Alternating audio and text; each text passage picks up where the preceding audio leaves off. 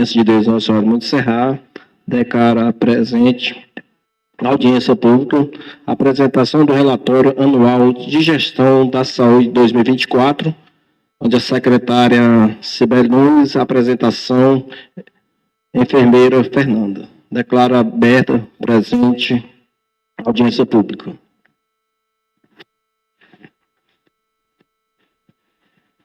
Boa noite. Vamos iniciar aqui a apresentação do relatório anual de gestão 2024. Nós iniciamos com dados de produção da atenção primária à saúde, onde apresentamos os relatórios de cadastro, onde nós temos um quantitativo de 7.914 cadastros validados no CISAB, 7.814 cadastros no SUSPEC. Com modificação de sistemas e algumas atualizações, nós precisamos fazer uma correção, né, em relação a alguns cadastros, e por isso que tem essa divergência, certo? O SUSPEC é o Sistema do Prontuário Eletrônico, que é o Sistema de Informação da Saúde hoje. E o município alcançou, ao longo de 2024, 7,43 visitas domiciliares por agente comunitário. E aí a gente traz, né, aliás, por cidadão. Nós trazemos aqui os cadastros individuais por equipe e nós trazemos aqui um relatório de visitas domiciliares realizadas pelos agentes comunitários de saúde ao longo do ano, que deu um total de 58.819 visitas realizadas. Depois nós trazemos uma série histórica dos atendimentos das equipes de saúde, né, por categoria. Atendimentos de enfermagem ao longo do ano de 2024 foram 4.984 e procedimentos de técnicos de enfermagem 5.612.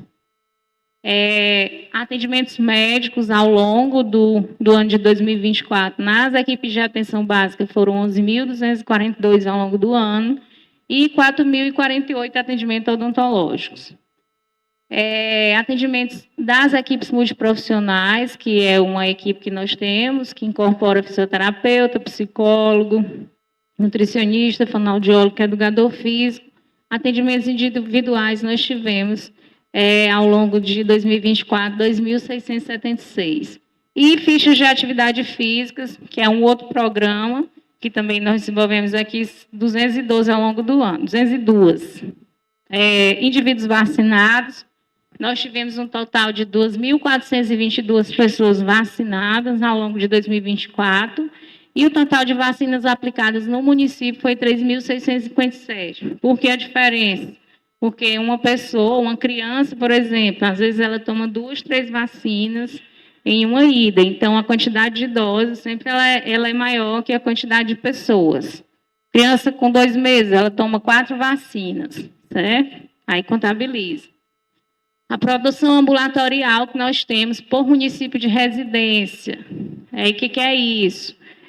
Os procedimentos que são feitos, tanto aqui no município, como são feitos fora do município. Porque quando uma pessoa é atendida fora daqui, que ela dá o endereço do município, essa produção ela entra para cá. Então, no total, foram 9.324 atendimentos, entre ações complementares de atenção, órtese, prótese, medicamentos, transplantes, procedimentos cirúrgicos, clínicos e procedimentos de finalidade diagnóstica.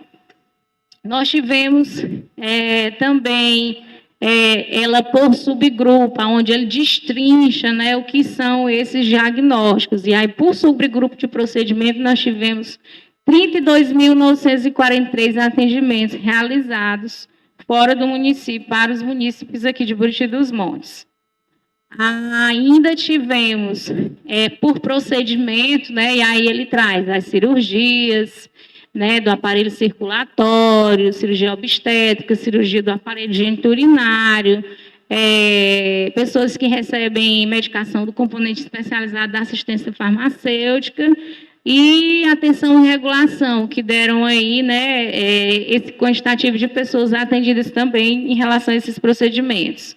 Quando a gente vem por local de atendimento, aqui a nossa produção ambulatorial que é feita aqui no município, lá no hospital. Então, hoje a produção do hospital, no ano de 2024, ela somou 32.464 atendimentos, Nós temos o sistema de informação, né, onde todos os meses a gente informa.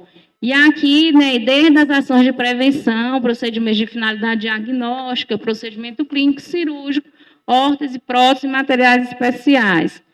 Quando a gente destrincha, né, essa produção por procedimento, aí vem desde as ações da vigilância sanitária, eletrocardiograma, né, todos os serviços que são feitos aqui são informados em BPA.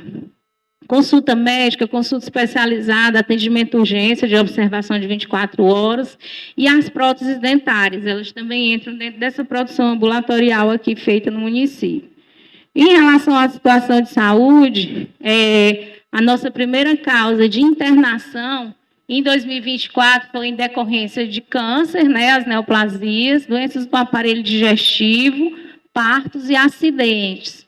E, mais uma vez, né, esse dado de adoecimento, ele chama a atenção para o aumento, né, dessas lesões em consequência de causa externa, que está relacionada à questão de violência autoprovocada, entre a questão dos acidentes, né, que a maior incidência está voltada para isso, acidentes de trânsito.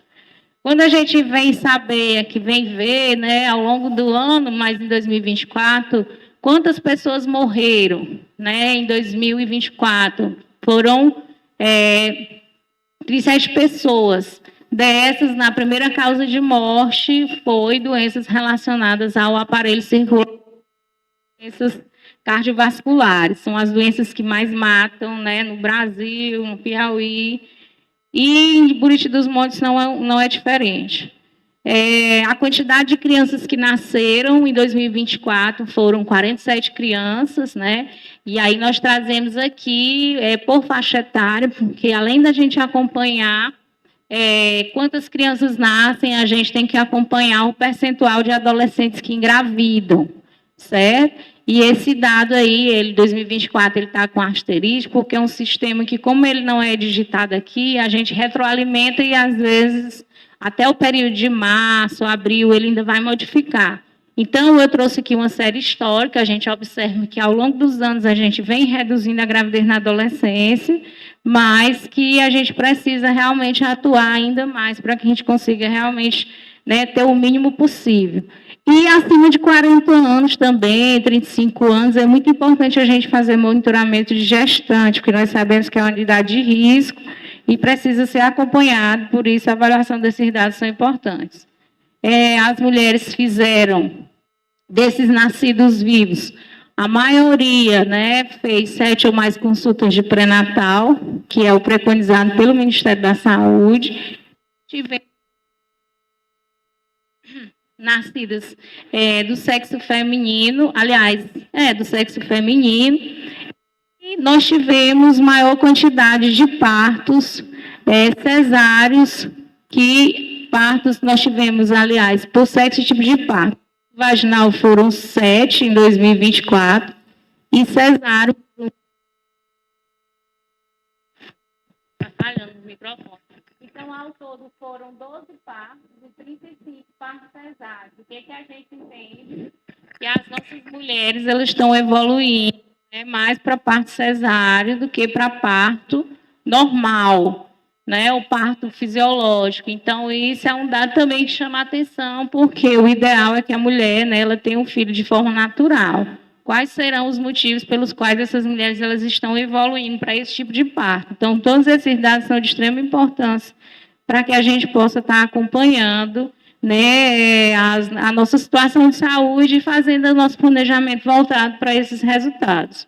As nossas coberturas vacinais, também tivemos, né, cobertura na maioria das vacinas, nós só não tivemos 95%, 90% na BCG, que a criança toma ao nascer, e a hepatite B monovalente. Geralmente, essa vacina ela é feita na maternidade. Nós recebemos 1, 2 frascos, no máximo mês, e essa vacina, depois de 6 horas de aberto o frasco, ela perde, né, a validade. Então, no geral, quando a gente recebe essa vacina, a gente junta as crianças para que elas tomem. Mas o ideal é que essa vacina seja feita na maternidade, antes da criança ter alta, tanto a ABCG como a hepatite monovalente. A hepatite monovalente ela só pode ser feita até 30 dias após o parto. Então, se a mulher não fizer, nesse período a criança perde e só começa a tomar com 2 meses. Todas as outras vacinas, nós estamos com um percentual de cobertura acima de 95%, que é o preconizado pelo Ministério da Saúde, tanto nas crianças menores de ano, como as crianças de 1 ano de idade, certo? Nós tínhamos um percentual alto de duplicidade, que foi corrigido depois que nós tivemos a integração do RNDS, porque quando a gente faz a vacina, né, já sobe direto para o Ministério da Saúde. Então, como hoje tudo é integrado nesses sistemas, as nossas coberturas elas foram atualizadas e a gente teve correção. Então, todas as crianças que têm 1 ano de idade, né, tiveram cobertura acima de 120%. A maioria. Quando a gente vem para a rede física do município, a gente traz, né, as unidades de saúde que nós temos, que são de administração pública municipal. Inclusive a unidade mista, que até 2023, em agosto de 2023, foi solicitada a adesão à gestão plena, o município é gestão plena e hoje ele é gestor do recurso MAC. Então, o município é inteiramente gerido pelo gestor municipal. Quando a gente vem aqui para as contratações, né, nós observamos ao longo, né, de 2024, data de 12 de dezembro, né, a quantidade de profissionais que nós temos contratados, né, e o formato de emprego, quem é estatutário, emprego público e contrato temporário por categoria profissional, que é o que a gente chama de CBO, né, que é o Código de Ocupação Brasileira. Quando a gente traz aqui os dados indicadores financeiros, né, que é bem importante, isso geralmente é o contador que repassa, mas a gente percebe que o município aplicou 23% da receita própria em saúde, conforme a Lei Complementar 141/2012, né, que o mínimo constitucional é 15%. E aí, ao longo dos anos, nós tivemos outras ações, não deu para colocar todas as ações, porque a gente se alonga muito, né? Ao longo de cada mês, a gente tem um calendário, mas dentre elas nós tivemos o caminhão da mamografia no período de janeiro, nós tivemos capacitação e atualização sobre vacinas. O bicho está passando, não. Menino, travou. Nós tivemos capacitações de vacina, nós tivemos, todo ano, quando a gente inicia, nós temos a reunião. Meu Deus, o WhatsApp está aparecendo aqui. Nós tivemos a reunião de planejamento, onde a gente todos esses dados referente a 2000, né, ao ano anterior, e esses dados eles servem de um indicador que a gente utiliza para fazer o nosso planejamento. Então, stand de dado, né? Mas como é que se faz planejamento de saúde sem olhar para dado? A gente precisa olhar para o dado. Planejamento de saúde se faz olhando para resultado. Então, se a minha produção foi essa, se eu tive uma produção ruim, se eu não tive uma cobertura vacinal boa, eu tenho que priorizar. Então, é por isso que o dado é importante e ele precisa ser monitorado. E aí, nós trabalhamos assim. Então, todo início de ano, a gente faz uma reunião com os profissionais e apresenta esses resultados e propõe metas e ações. A gente define um calendário anual de ações para que cada mês a gente possa estar executando, né, ações que são importantes. E no final do ano passado, nós tivemos a constatação, né, de uma doença que a gente achava que, né, não tinha que trabalhar de forma tão expressiva, como é a questão da doença de Chagas. Nós não temos, né, nós temos um índice de infestação predial bem alto, porém, nós não tínhamos barbeiro positivo até então, porque nós mandávamos o resultado do barbeiro para a Regional de Saúde, aliás, o barbeiro para a Regional de Saúde, e todos os barbeiros que a gente mandava davam negativos para a Trypanosoma cruzi. Um técnico da Universidade Federal veio aqui participar de uma capacitação de uma empresa e chamou a atenção dele, um barbeiro. E aí, como ele trabalhava nessa área do CIATEM, que é a vigilância, ele levou o barbeiro para ser testado lá na UFRGS e o barbeiro deu positivo, né? E aí eles fizeram um trabalho aqui de pesquisa de campo e encontraram mais barbeiros positivos.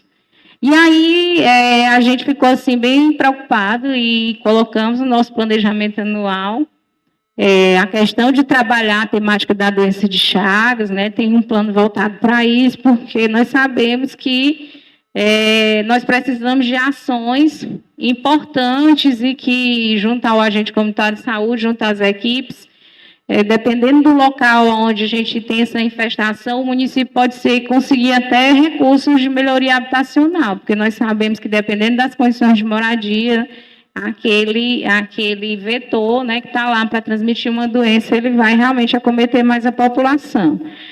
E, além disso, a questão de inseticida, né, exames, que a gente sabe que tem, né, muito hoje, a possibilidade da gente estar acompanhando essas situações que são tão importantes. Só um minutinho para terminar aqui, não está abrindo? Mas está no final.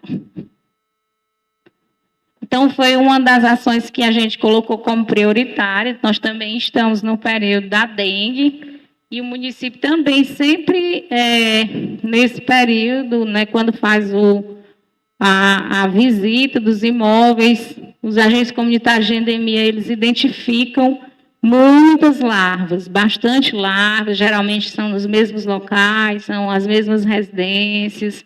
E aí a gente fez uma campanha bem intensiva ano passado, de mobilização mesmo, né, que eu achei bem efetivo. Porém, esse ano, com tanta, né, atividade que a gente tem para desenvolver, que eu acho que do dia que a gente retornou, a gente não parou nem um minuto.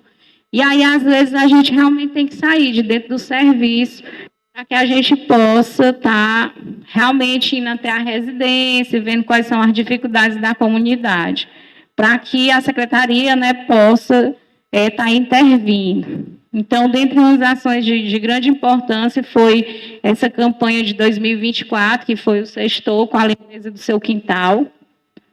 Vê se tu consegue ir. Que a gente conseguiu realmente andar, né, na maioria dos bairros. Nós tínhamos o boletim de bairros infestados, e aí a gente fazia a visita lá nas residências, que os meninos identificam como são as residências prioritárias. Vários profissionais de saúde já auxiliaram nesse processo, e foi bem efetivo, porque dos que foram notificados, mandou a sorologia para o LACEN, poucos foram positivos para a dengue. Então, isso é muito importante. Mas o que é ideal é que a população realmente tenha um ambiente para que o mosquito ele se desenvolva. Porque uma vez o mosquito circulando, né, o risco de doença é grande. Uma proximidade muito grande com o Ceará. E existe também uma, como é que eu posso dizer, uma circulação, tanto de pessoas que vão do Ceará, daqui para o Ceará, como de pessoas que vêm do Ceará para cá, áreas de litígio, né, regiões que estão, né, em contato diário com o município. Então, quando uma pessoa adoece nesses locais, acontece, né, a possibilidade, se tiver um mosquito, da transmissão ocorrer. Então, a gente precisa realmente ter esse cuidado. Como está dando certo mais para transmitir aqui, estava tentando, mas não estava dando certo, eu vou colocando aqui as ações. Nós tivemos, ao longo do ano, muitas campanhas de vacinação da Covid-19, e uma das coisas que deixa a gente bastante preocupado é que, apesar da eficácia da vacina, as pessoas ainda têm resistência de receber a vacina da Covid-19. por conta de movimentos anti-vacinas, né, pessoas que não têm conhecimento técnico, colocam coisas na cabeça, a própria mídia direciona. E se a gente fizer um apanhado geral, né, for raciocinar em relação à eficácia dessa vacina e o malefício dela, nós percebemos que a eficácia é bem maior.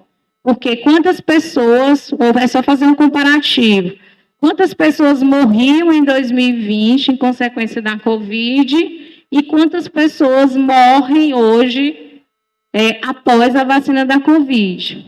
Então, hoje, a vacina da Covid, ela é realizada na rotina, as crianças, elas recebem a vacina a partir da idade que o Ministério preconiza, e como todo imuno, tem uma reação que pode ir de leve, moderada, né? O organismo vai responder. E nós temos uma população que tem resistência em vacinar as crianças, porque acha que a vacina vai matar, que a vacina vai...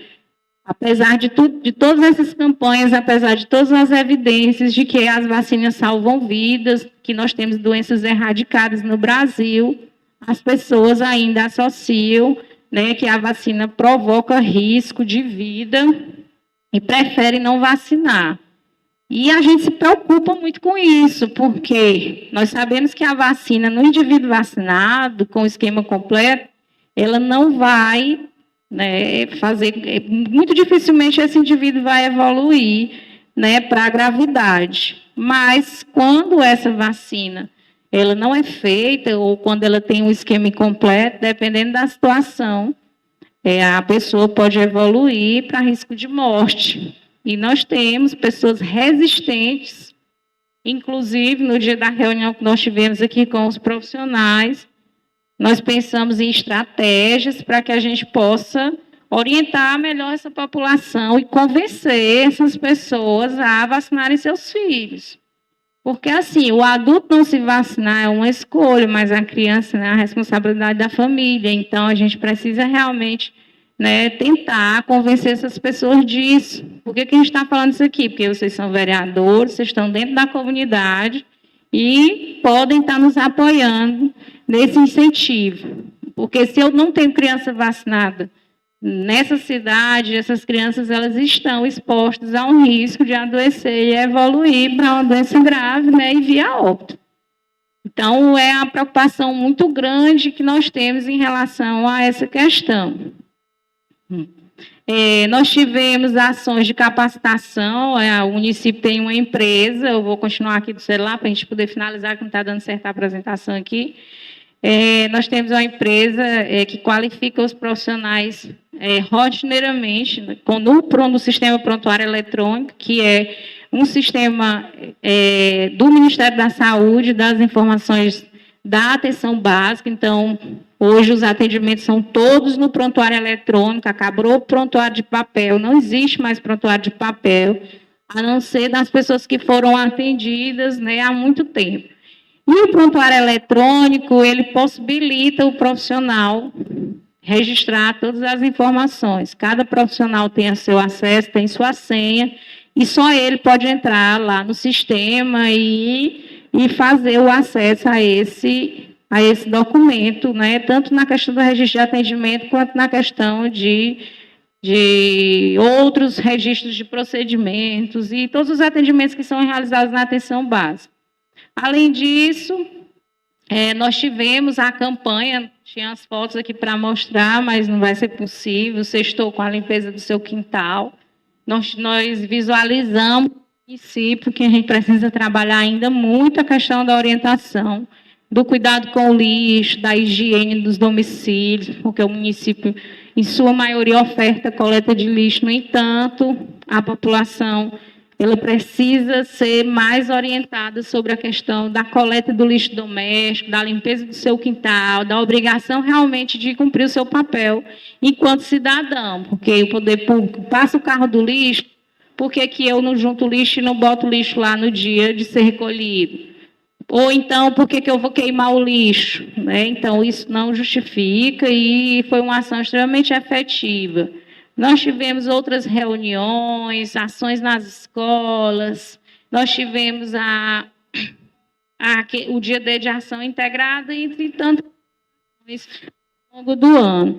Mas tivemos pontos de destaque ao longo desses 4 anos, mas principalmente em 2024, que o município hoje é pleno, e isso possibilita o município gerir o recurso de média e alta complexidade, que é um recurso muito pequeno, que é repassado pelo Ministério da Saúde. Antes esse recurso caía na conta do Estado, o Estado repassava pelo município. Hoje o município recebe diretamente no fundo esse recurso. E com a qualificação das informações e implantação de novos serviços na área da média complexidade, que o município está apto, esse recurso faz com que exista aumento no teto de emenda parlamentar. Hoje, a emenda parlamentar, não só na APS, vai possibilitar isso, mas também na média complexidade, já que o município é gestor desse recurso MAC. A qualificação das informações em saúde, implementação de novos serviços, ampliou o teto PAP, que é o teto da atenção básica, de 2021, que era de 1.392.807, e foi para 2024 para 2.411.650. Então, para que a gente observe que o investimento ele tem retorno, o gestor precisa identificar quais são, né, os aspectos que precisam ser melhorados, e esses aspectos, uma vez melhorados, a implementação de serviço, ele vai somar para, no ano posterior, o recurso desse gestor aumentar. A questão da investimento na informatização, tablet, computador, impressora, ainda não temos com suficiência, porque são muitos locais, e a gente não tem realmente em todos, mas tem se trabalhado para se colocar isso. A oferta dos exames laboratoriais de imagem no próprio município, dos atendimentos multiprofissionais, a adesão ao programa Mais Acesso Especialidade, é um programa novo do Ministério da Saúde, que vai também gerar recurso financeiro, o MAC, que esse recurso é FAEC, que chama, mas que entra também no teto MAC, onde nós fizemos a adesão a esse programa, e a partir de maio nós vamos oferecer atendimento com ortopedista e risco cirúrgico. Também vai ser ofertado raio-x para essas situações no hospital, como já é também ofertado o eletrocardiograma com laudo em 10 minutos pelo programa Piauí Saúde Digital, que também foi um programa muito bom para o município. Além da consulta de urgência, 24 horas, 7 dias na semana, com o médico clínico, nós temos a consulta com especialistas, e nós vamos apresentar no Dia D de Ação Integrada a evolução. Essas consultas elas são marcadas na UBS, tem uma técnica que é responsável, né, só para marcar essas consultas e acompanhar.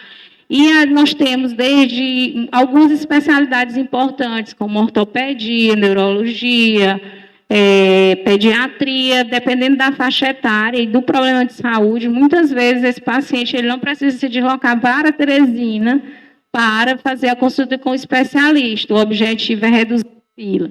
Essa especialidade ele é um combo que a gente está falando que nós vamos ofertar.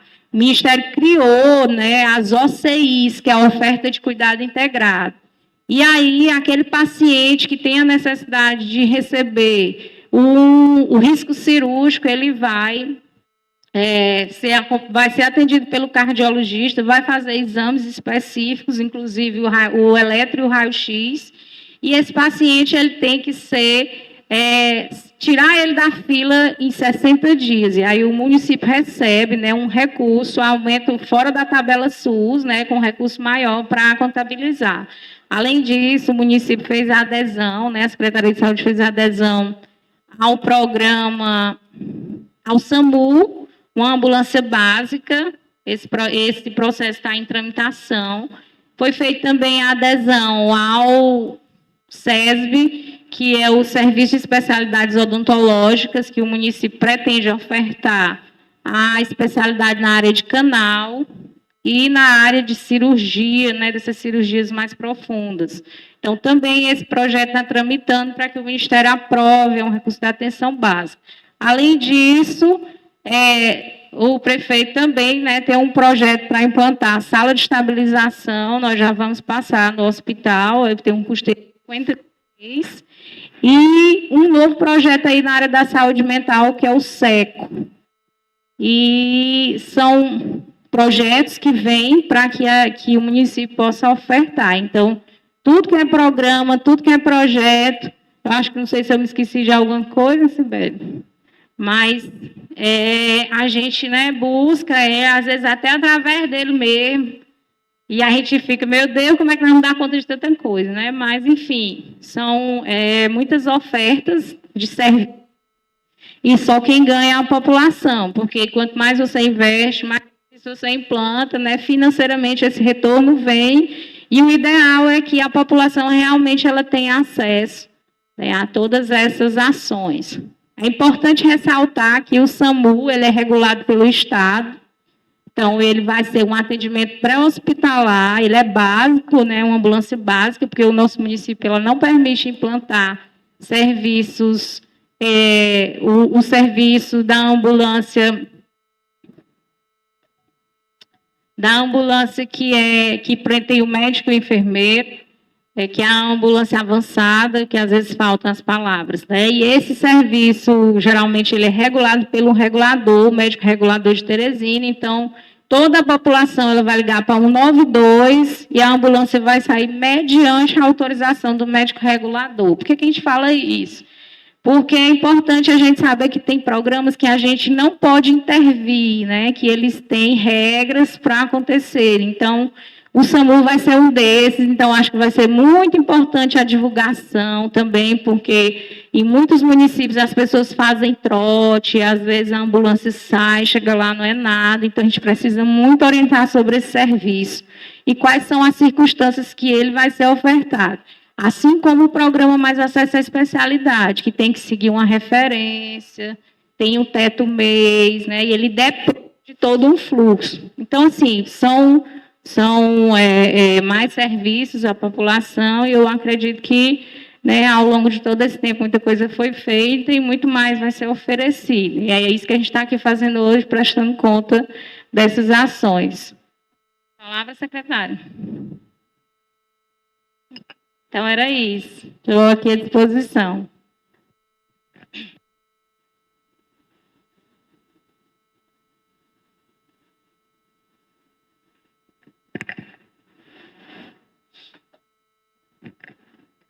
Vocês aprovam, não aprovam? Como é?